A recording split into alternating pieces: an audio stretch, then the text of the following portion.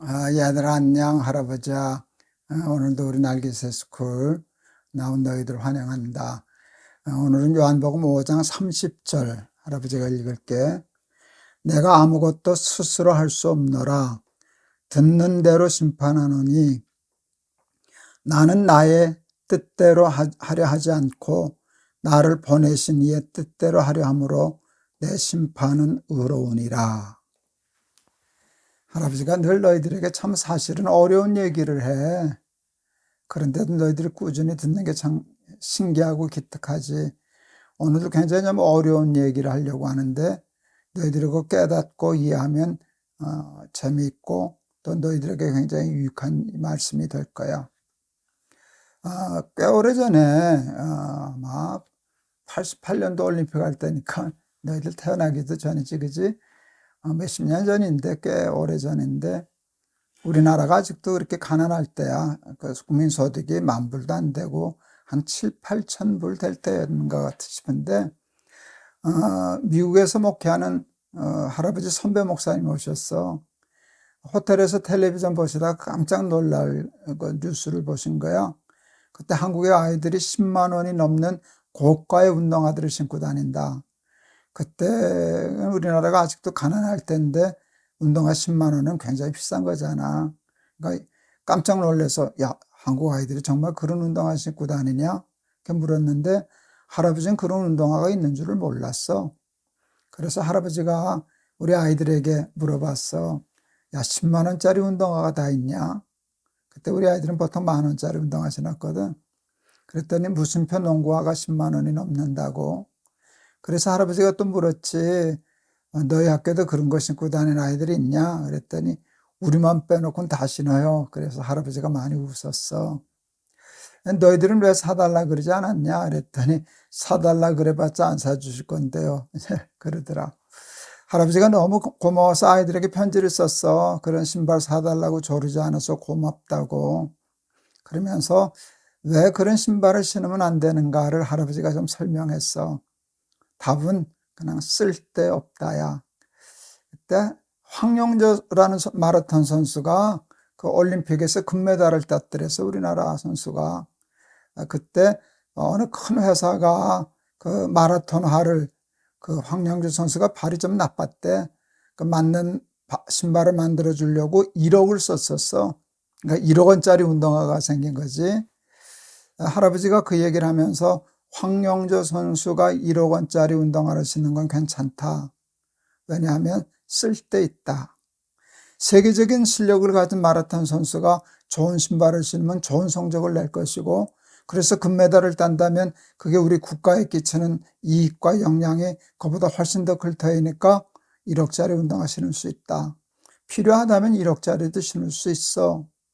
그런데 너희들이 10만 원짜리 운동화를 신는 까닭이 뭐냐? 기록을 단축하기 위함이냐? 국위를 선양하기 위함이냐?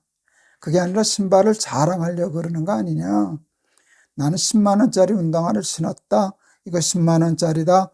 나는 10만 원짜리 운동화를 신는 사람이다. 그런데 그건 자랑이 아니라 부끄러움이란다. 사람이 오죽 변변치 못하면 내가 10만 원 가치가 없으니까 10만 원짜리 신발을 자랑하지 않겠니? 내가 귀하게 되면 나를 자랑해야지 신발을 자랑하겠니? 그러면서 할아버지가 이렇게 얘기했어. 너희들은 이 다음에 신발 자랑하면서 사는 사람이 되지 말고 너희의 사람 됨을 자랑하며 사는 사람이 되거라. 그렇게 얘기를 했었어. 많은 사람들은 비싼 신발을 신으면 월급이 많으면 연봉이 많으면 돈이 많으면 잘 사는 거라고 생각해. 아니야. 잘 사는 것은 소유 가치가 높은 게 아니라 조금 어려운 말인데 나라고 하는 존재 가치가 높은 것을 잘 사는 거라 그래. 그러니까 잘 살려고 하면 나를 가치 있게 만들어야지 신발 자랑이나 하면 나는 별 볼 일 없다는 뜻이지 않니?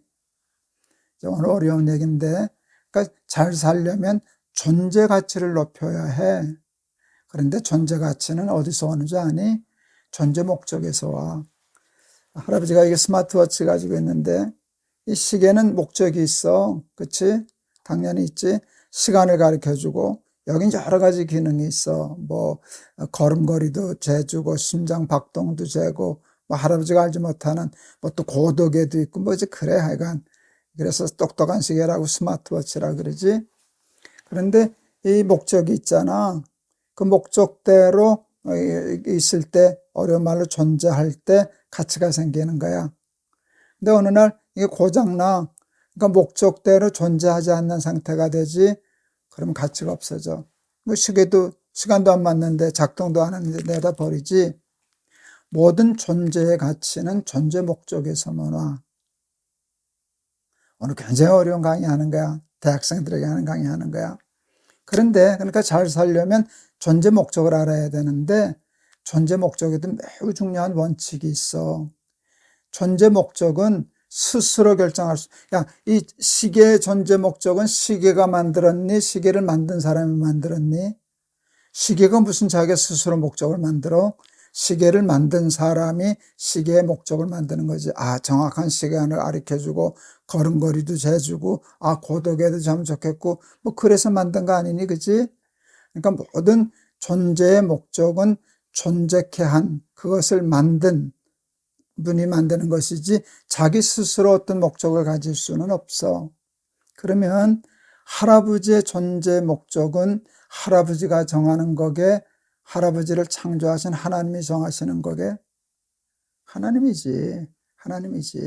그래서 잘 사는 것은 내 욕심대로, 내 뜻대로, 내 생각대로 사는 게 아니라 나를 창조하신 하나님의 뜻대로 사는 것이 잘 사는 거야. 나를 향하신 하나님의 뜻이 내가 존재하는 목적이 되잖아. 그지? 그 목적대로 살려고 할 때 그게 잘 사는 것이 되는 거거든. 오늘 굉장히 어려운 얘기 한다, 너희들에게. 그런데 너희들 다 알아들었을 거야. 오늘 예수님이 하신 얘기가 그거거든. 나는 내 뜻대로 살지 않아. 나를 보내신 분의 뜻대로 살아. 하나님의 뜻대로 살아. 이게 예수님의 고백이야. 근데 그게 잘 사는 거거든. 우리는 내 욕심대로, 내 생각대로, 내 마음대로, 내 뜻대로 사는 거를 잘 산다고 생각해. 그러나 잘 사는 것은 아니야. 하나님의 뜻대로 사는 것. 나를 보내신 하나님의 뜻대로, 하나님의 방식대로 사는 것이 잘 사는 것이야. 많은 사람들은 자기 생각대로 살려 그러지, 자기 욕심대로 살려 그러지. 우리 날깃의 스쿨 어린이들은 예수님처럼 내 뜻대로, 나는 내 뜻대로 살지 않아.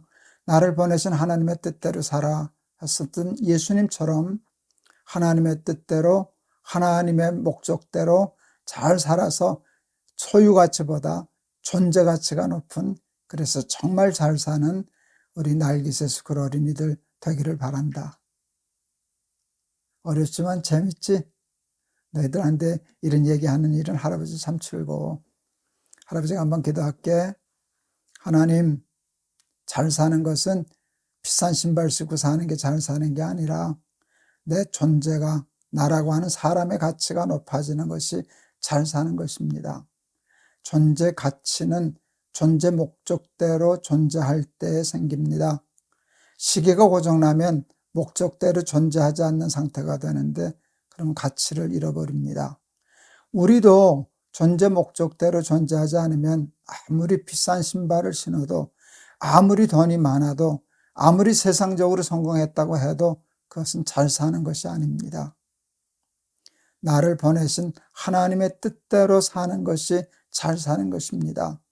예수님도 내 뜻대로 살지 않고 나는 나를 보내신 아버지의 뜻대로 산다, 이렇게 말씀하셨는데 우리 날깃의 스쿨 어린이들도 자기 뜻대로, 자기 욕심대로 살려 하지 않고 하나님의 뜻대로, 하나님의 식대로, 하나님의 법대로 살아서 정말 잘 사는 우리 친구들 다 되게 해 주세요. 예수 그리스도의 이름을 받들어 기도하옵나이다. 아멘. 할아버지가 이런 설교를 중고등학생들도 있겠지만 우리 초등학생들도 이 날깃에 듣는데 할아버지 참 대단하지. 초등학생들에게 이런 설교를 하고 있으니까. 그게 우리 날깃의 스쿨의 특징이야. 너희들이 자꾸 듣다 보면 그런 수준에 올라가게 될 거야. 할아버지 말하는 거 잘 알아들었지? 내 뜻대로 사는 게 잘 사는 게 아니야. 하나님의 뜻대로 사는 게 잘 사는 것인데, 하나님의 뜻대로 정말 잘 사는 날개새수 그 어린이들 다 되기를 바란다. 알았지? 할아버지가 너희들 많이 사랑해. 내일 또 보자. 안녕.